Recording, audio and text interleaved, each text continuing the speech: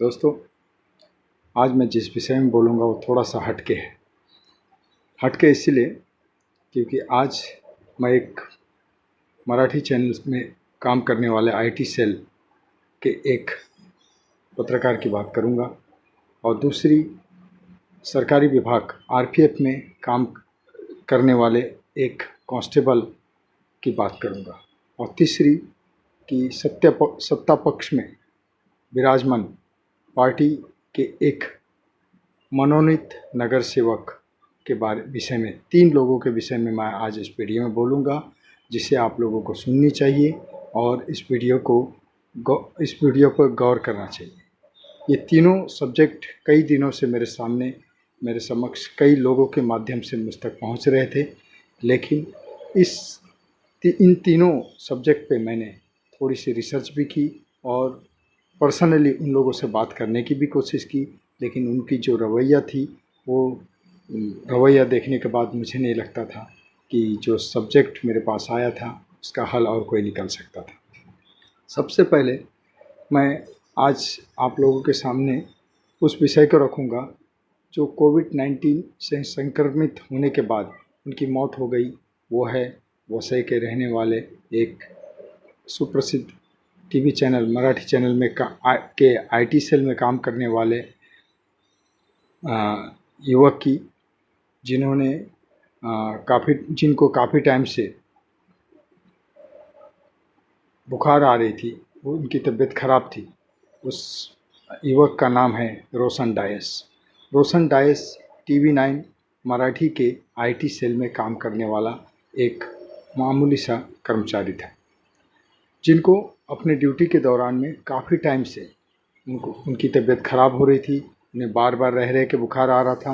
उन्होंने इसकी शिकायत अपने ऊपर के अधिकारियों से भी की, अपने सीनियरों से भी की, लेकिन सीनियरों ने उनकी एक नहीं सुनी। एक ना सुनना और उनको ये बताना कि आपकी तबीयत कोविड-19 से नहीं, ऐसे ही ख़राब हो रही है। अगर आप ड्यूटी पर नहीं आएंगे तो आपकी ड्यूटी जा सकती है, आपकी नौकरी जा सकती है। नौकरी से जाने का खतरा ने उसे कोविड-19 से संक्रमित कर दिया था और उस रोग से ग्रसित होने के बाद भी वो लगातार ड्यूटी कर रहा था। बताया जाता है कि व्यवस्थापक संपादक उमेश कुमावत, जो पिछले कुछ वर्ष पहले एक मामूली सा पत्रकार था, आज अपने आप को टीवी9 का व्यवस्थापक संपादक के पद पर पाने के बाद वो इतना अहंकारी हो गया है कि जिसके कारण उनको अपने नीचे अपने आगे पीछे काम करने वाले कर्मचारियों के बारे में या पत्रकारों के बारे में कुछ भी थोड़ी सी भी इंसानियत उनमें अब बची नहीं है। उमेश कुमावत भी एक साधारण सा पत्रकार था, जिन्होंने पत्रकारिता के क्षेत्र में काफ़ी लंबे समय तक काम करने के बाद में मुझे तो ऐसी उम्मीद नहीं थी कि इस पद में जाने के बाद में उनकी हरकत ऐसी होगी। उमेश कुमावत से रोशन डायस ने बार बार कही थी कि मुझे बुखार आ रहा है, मेरी जांच करवा दो, शायद ऐसा ना हो कि मुझे कोविड-19 का संक्रमण हो। लेकिन उमेश कुमावत कोविड-19 के स्पेशलिस्ट की भांति उन्होंने उन्हें एक होटल के कमरे में क्वारंटाइन कर दिया, बिना किसी जांच के, बिना किसी टेस्ट के। उसके बाद ज़्यादा तबीयत बिगड़ने के बाद में जब उन्हें वापस घर भेजा गया या उनकी हालत ज़्यादा बिगड़ गई, जब उनकी जांच हुई तो पता चला कि उन्हें कोविड-19 से वो संक्रमित है। कोरोना पॉजिटिव पाया जाने वाला यह मृत रोशन डायस के मौत का जिम्मेदार कौन है? या तो उमेश कुमावत या उनके साथ में जितने भी उनके सीनियर स्टाफ थे, जिन्होंने उनकी जांच करना उचित नहीं समझा। ऐसे लोगों पे जांच होना बहुत ज़रूरी है। इन लोगों को ये बात समझनी चाहिए कि कल तक ये भी एक सड़क पे पत्रकारिता करने वाले लोग थे, जो आज ऊंचे पद में बैठने के बाद में इस तरीक़ा का, इनकी इंसानियत मर गई है। ऐसे इंसानियत मर जाने के बाद में जो पत्रकारिता में बड़ी बड़ी बातें करते हैं, लोगों की समस्या उठाने की बात करते हैं, मुझे तो लगता है ये सब ढकोसला है। ऐसे व्यक्तियों को सज़ा मिलनी चाहिए और ऐसे लोगों की जांच होनी बहुत ज़रूरी है। दोस्तों, दूसरा मैं बात करूंगा आरपीएफ, रेलवे आरपीएफ के कांस्टेबल अशोक सिंह की।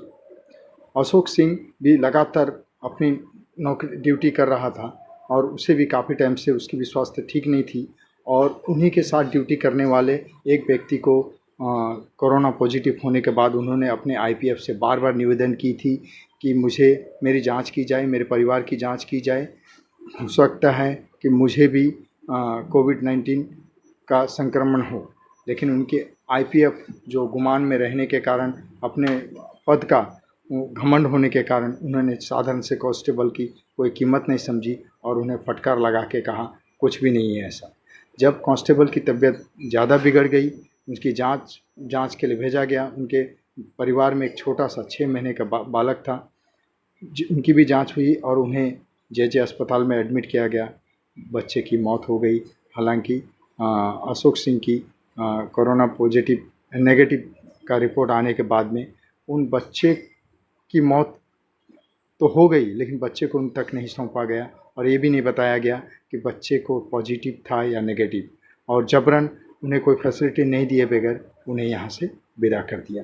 ऐसे आईपीएफ की भी गहन जांच होनी बहुत ज़रूरी है और ऐसे अफसरों की जांच भी बहुत ज़रूरी है जो जबरन अपने कांस्टेबल और अपने सिपाहियों से काम कराते हैं और दफ्तरों में बैठ के सिर्फ ऑर्डर झाड़ते हैं या तो बड़े अधिकारियों की चापलूसी करते हैं। रही बात अब तीसरी मैं उन 35 मज़दूरों के बारे में बोलूँगा जो मीरा भाईंदर स्थित एक व्यक्ति, एक शिवसेना के नगर सेवक के अधीन काम कर रहे थे। इस शिवसेना के मनोनीत नगर सेवक विक्रम प्रताप सिंह, इन्होंने उनको पिछले फरवरी से 1 रुपया भी तनख्वाह नहीं दी थी।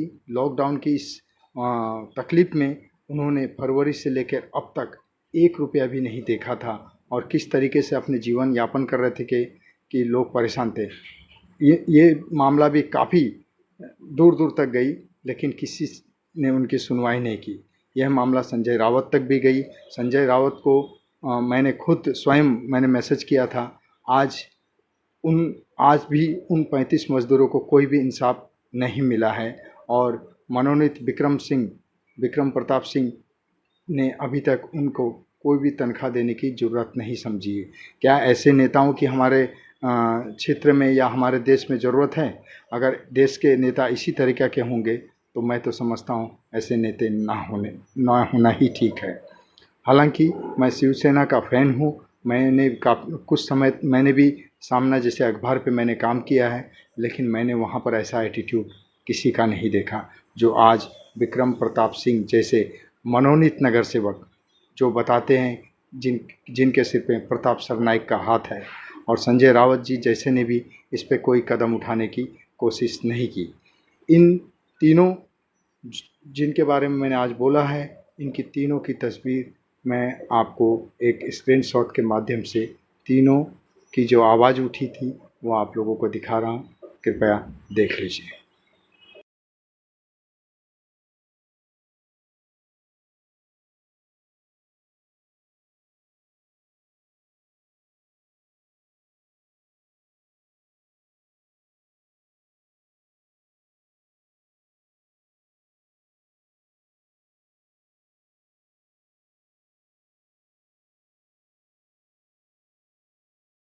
अभी आपने जो तीनों की तस्वीर देखी है, इससे साबित हो जाता है कि इस तरीके से हमारे देश में और भी कितने